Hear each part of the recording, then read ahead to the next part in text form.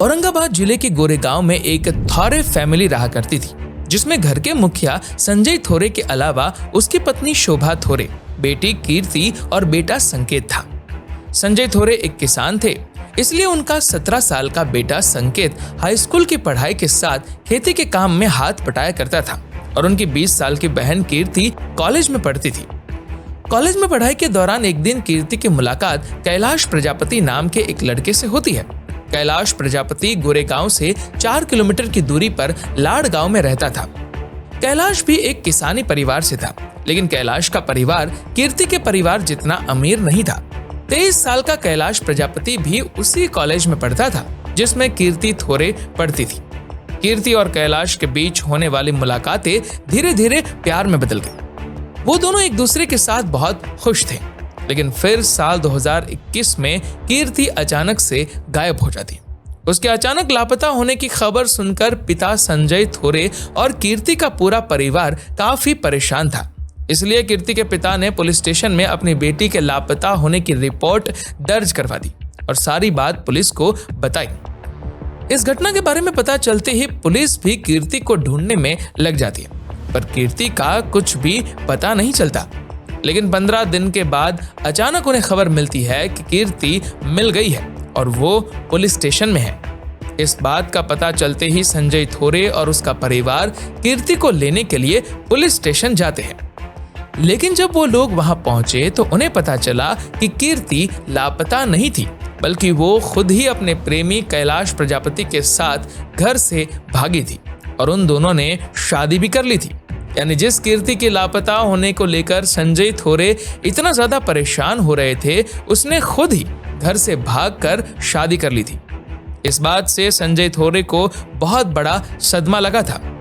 वो बदनामी के डर से घर ही घर में रहने लगे थे और फिर एक दिन संजय थोरे भी अचानक से गायब हो गए। इस खबर ने एक बार फिर कीर्ति के परिवार वालों को चिंता में डाल दिया। इधर पुलिस ने भी संजय थोरे की तलाश शुरू कर दी, पर संजय थोरे का भी कुछ पता नहीं चला। लेकिन फिर कुछ दिनों के बाद संजय थोरे खुद ही वापस घर लौट आए।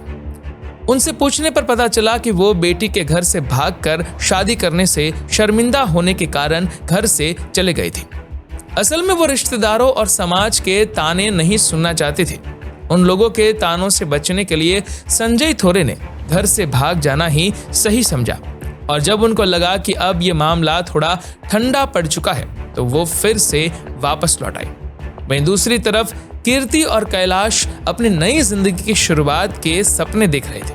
हालांकि कीर्ति के परिवार की तरह ही कैलाश के परिवार वाले भी उन दोनों के भागकर शादी करने से काफी नाराज थे।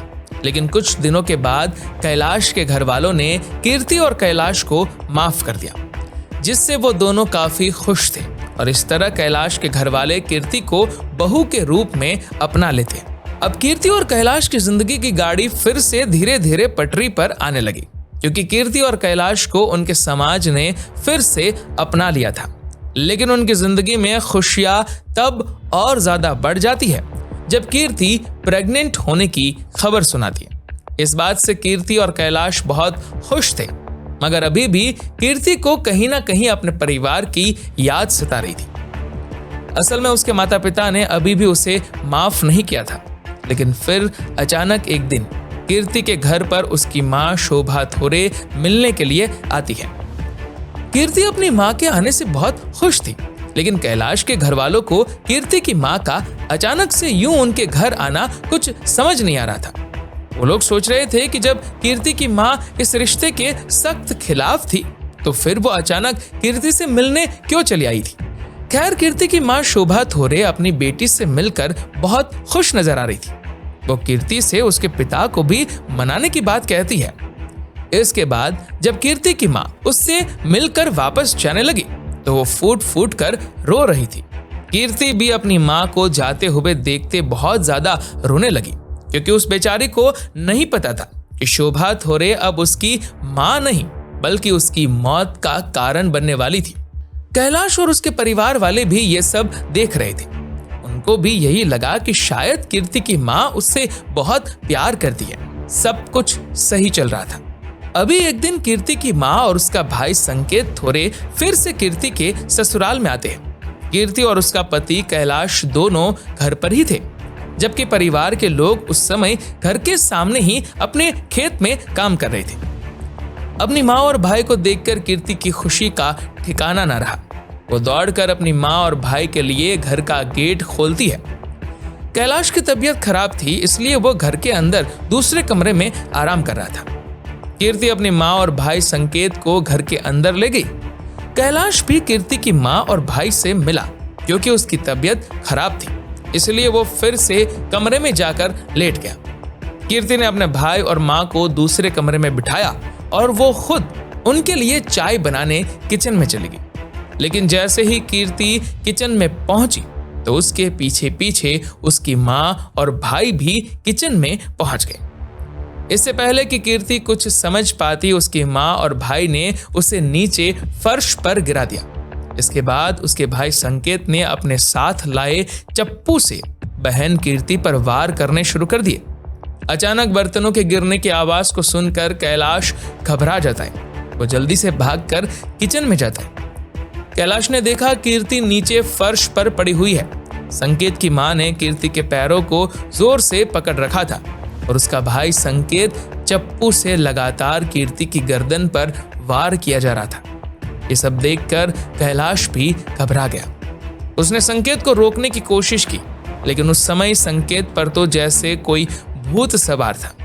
कैलाश के विरोध करने पर उसने कैलाश पर भी हमला कर दिया, मगर कैलाश वहां से भागने में कामयाब हो गया। संकेत ने कीर्ति का सिर धड़ से अलग कर दिया और वो अपनी बहन कीर्ति के सिर को लेकर घर से बाहर निकला और वो जोर जोर से चिल्लाने लगा कि मैंने अपनी बहन को उसकी गुनाहों की सजा दे दी, मैंने अपनी बहन को उसकी गुनाहों की सजा दे दी। और फिर अपनी बहन के कटे हुए सिर के साथ एक सेल्फी ली, जैसे कि उसने कोई बहुत बड़ा काम किया हो। इधर कीर्ति के पति कैलाश प्रजापति ने पुलिस को फोन करके इस घटना की जानकारी दे दी, लेकिन जब तक पुलिस मौका वारदात पर पहुंचती है तब तक वो दोनों माँ बेटे अपनी बाइक पर सवार होकर वहां से फरार हो चुके थे। इसके बाद पुलिस घटनास्थल की जांच करती है, साथ ही कीर्ति के पति कैलाश से भी पूछताछ करती है। कैलाश वारदात की सारी बात पुलिस को बताता है। इसके बाद पुलिस कीर्ति के भाई संकेत और उसकी मां शोभा की तलाश करना शुरू कर देती। वहीं दूसरी तरफ संकेत अपनी बहन के कटे हुए सर के साथ खींची हुई फोटो को व्हाट्सएप पर पोस्ट कर देता है और वो फोटो व्हाट्सएप पर तेजी से वायरल होती है। पुलिस उसे लगातार ढूंढ रही थी, लेकिन संकेत और उसकी मां ने बैजापुर पुलिस स्टेशन में जाकर सरेंडर कर दिया। अब यह तो साफ हो चुका था कि यह मर्डर संकेत और उसकी मां ने मिलकर किया है। पूछताछ के दौरान संकेत ने बताया कि कीर्ति के घर से भाग जाने के बाद उनके परिवार वालों को पड़ोसियों और रिश्तेदारों के ताने सुनने पड़ रहे थे, जिसकी वजह से कीर्ति के पिता संजय थोरे को बहुत शर्मिंदगी का सामना करना पड़ रहा था। जहां कीर्ति लव मैरिज करके अपने पति के साथ खुशी से रह रही थी, वहीं कीर्ति के परिवार वालों के अंदर लोगों के ताने सुन सुनकर कीर्ति के प्रति गुस्सा और नफरत हद से ज्यादा बढ़ गई थी। हालांकि कीर्ति और कैलाश दोनों एक ही कास्ट से थे, फिर भी कीर्ति के माता पिता को यह शादी मंजूर नहीं थी। कीर्ति भी ये बात अच्छे से जानती थी कि उसके माता पिता कभी भी उसकी पसंद की शादी करने की बात पर राजी नहीं होंगे। इसीलिए ही उसने बिना बताए घर से भागकर शादी करने का फैसला किया।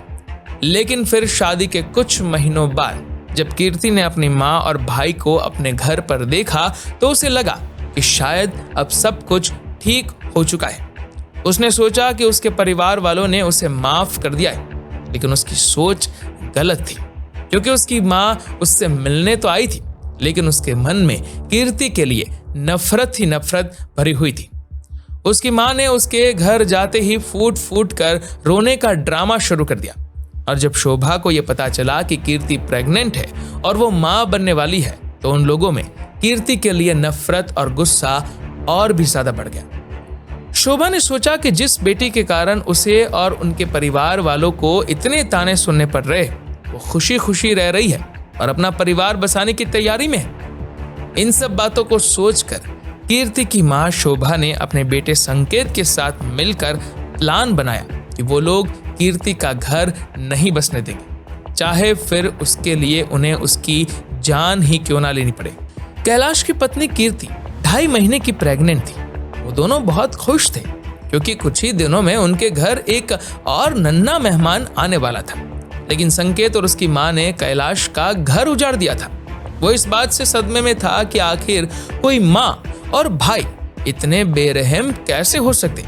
अगर देखा जाए तो यही लगता है कि संकेत को जरूर इस कत्ल के लिए उकसाया गया होगा, क्योंकि संकेत उस समय केवल 17 साल का नाबालिग लड़का था। भले ही वो इस वारदात का मुख्य आरोपी था, लेकिन उसकी उम्र को देखते हुए इस वारदात की मुख्य दोषी उसके माता पिता और खास तौर पर उसकी माँ को ठहराया जा रहा था। दरअसल इसका पूरा प्लान भी उसी व्यक्ति ने बनाया था जिसने संकेत को अपनी बहन के खिलाफ उकसाया था और उसे घिनौना जुर्म करने पर मजबूर किया था। हालांकि वो इस बात को भी जानता था कि उसकी बहन कीर्ति प्रेग्नेंट थी। यानी उन दरिंदों ने यह भी नहीं सोचा कि वो लोग एक नहीं बल्कि दो कत्ल कर रहे हैं। पुलिस ये भी पता लगाने की कोशिश करती है कि क्या संकेत के पिता संजय भी इस वारदात में शामिल थे या फिर ये साजिश उन दोनों माँ बेटे ने ही रची थी। हालांकि पुलिस ने संकेत और उसकी माँ शोभा थोरे को अरेस्ट करके जेल भेज दिया था, लेकिन पुलिस इस मामले में उस समय कोई ठोस सबूत नहीं जुटा पाई थी। यानी अगर देखा जाए तो आरोपी पहले ही पुलिस की पकड़ में आ चुके थे, लेकिन फिर भी फैसले में देरी हो रही है। खैर, क्या एक भाई और एक माँ जिनके साथ कीर्ति ने अपना बचपन बिताया था, कैसे वो दोनों उस प्यार भरे रिश्ते को भूल गए थे?